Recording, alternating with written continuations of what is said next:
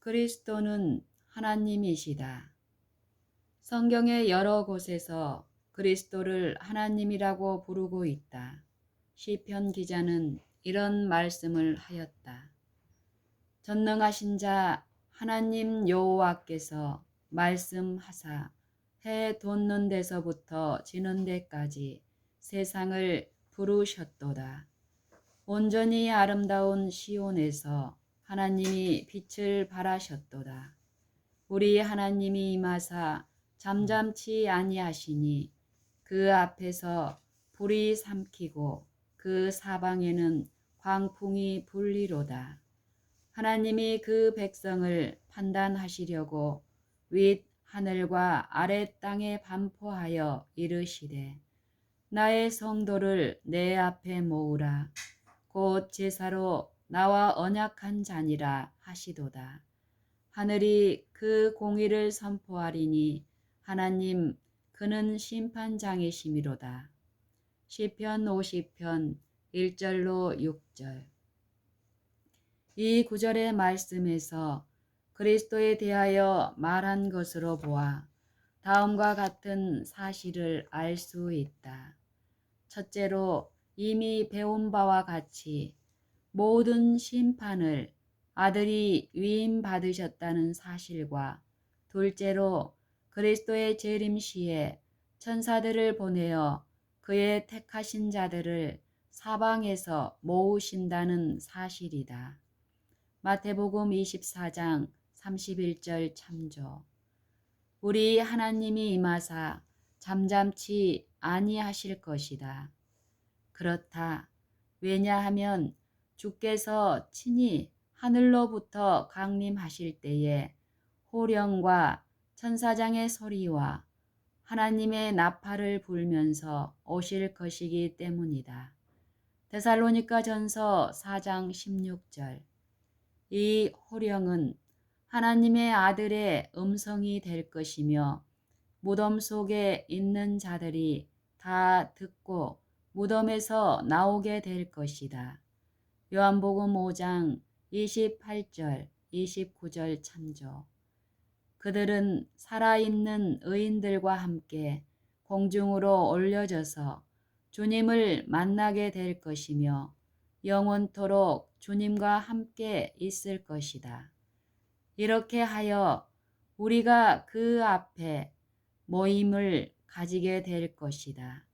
데살로니가 후서 2장 1절, 시편 50편 5절, 24편 31절, 데살로니가 전서 4장 1절 비교. 그 앞에는 불이 삼키고 그 사방에는 광풍이 불리로다. 왜냐하면 주 예수께서 저의 능력의 천사들과 함께 하늘로부터 불꽃 중에 나타나실 때에 하나님을 모르는 자들과 우리 주 예수의 복음을 복종치 않는 자들에게 형벌을 주실 것이기 때문이다. 데살로니가 후서 1장 7절 8절. 그러므로 시편 50편 1절로 6절은 그리스도께서 자기의 백성을 구원하기 위하여 오시는 재림을 생생하게 묘사하고 있는 것으로 알고 있다.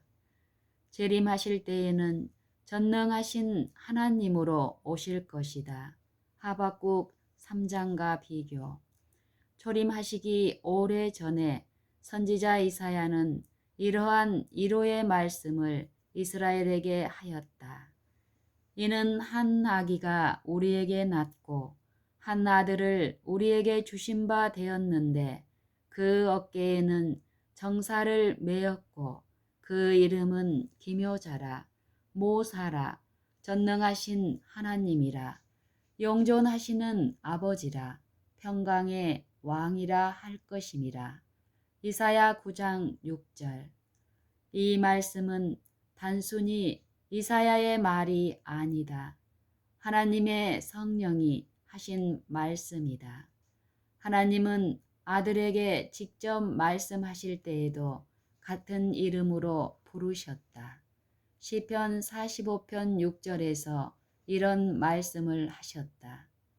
하나님이여 주의 보좌가 영영하며 주의 나라의 홀은 공평한 홀이니이다. 무심코 읽는 사람은 이 이름을 단순히 시인이 하나님을 찬미하는 말로 생각할지도 모른다. 그러나 신약 성서로 가서 볼 때에 훨씬 그 이상의 뜻임을 알 수 있다.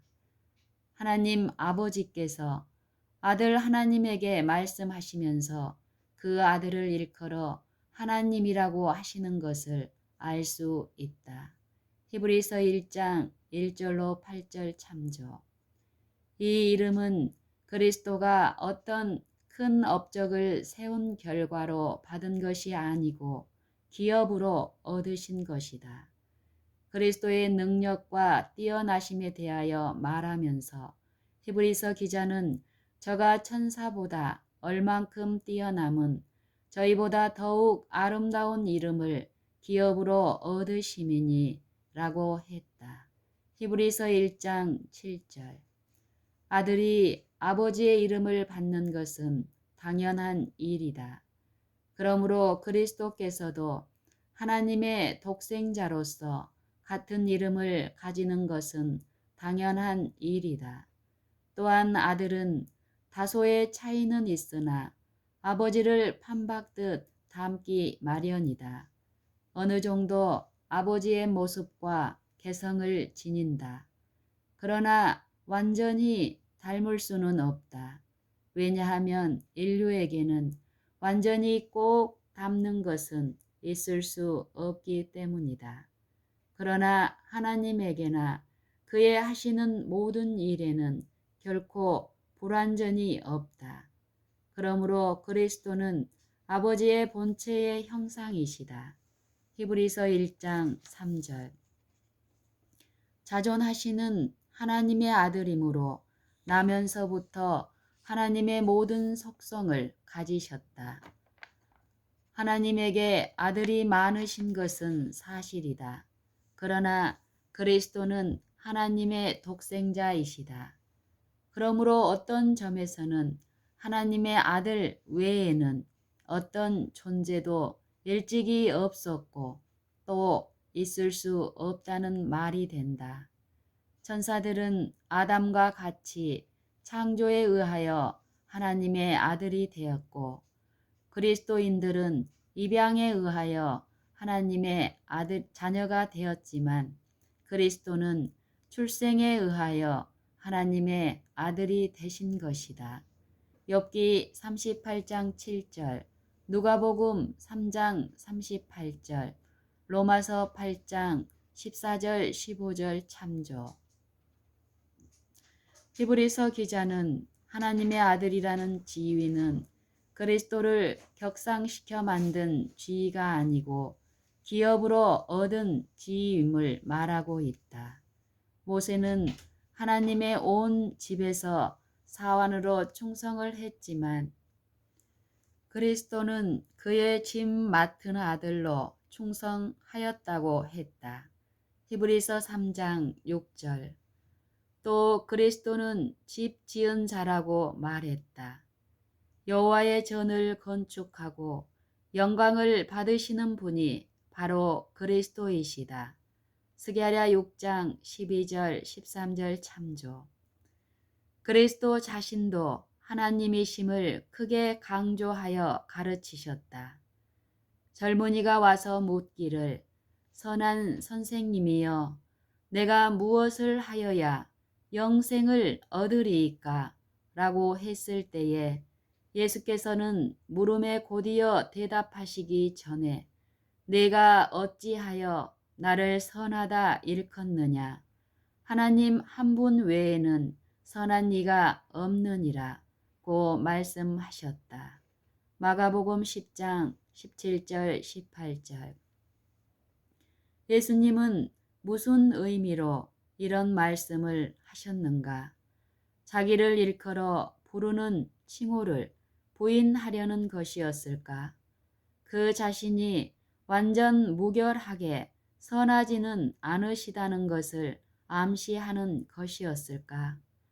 자신을 겸손하게 낮추시는 것이었을까? 결코 그렇지는 않다.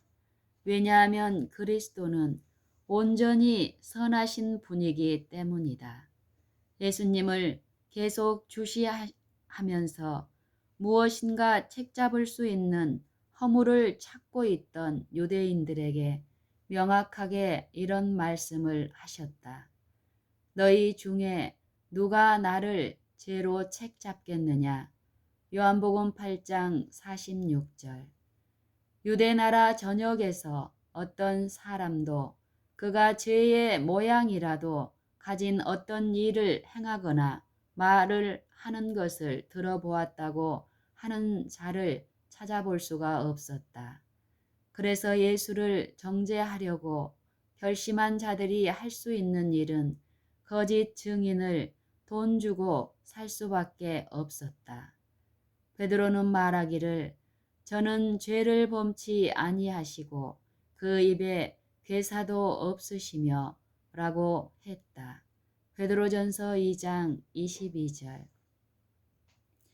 바울은 죄를 알지도 못하신다고 했다. 고린도후서 5장 21절.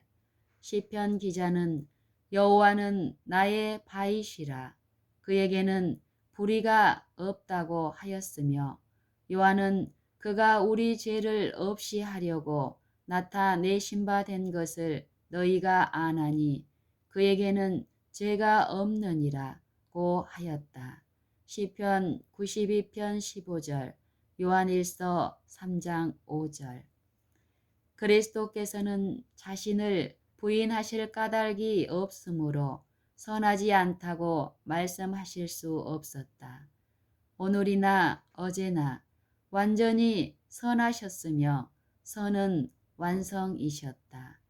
하나님 외에는 선하신 이가 없고 또 그리스도는 선하시기 때문에 결론적으로 그리스도는 하나님이시며 바로 이것을 그 젊은이에게 가르치고자 하셨다. 제자들에게 가르치셨던 것도 바로 이것이었다. 빌립이 예수님에게 아버지를 우리에게 보여주옵소서 그리하면 족하겠나이다 라고 말했을 때에 그에게 이런 대답을 하셨다.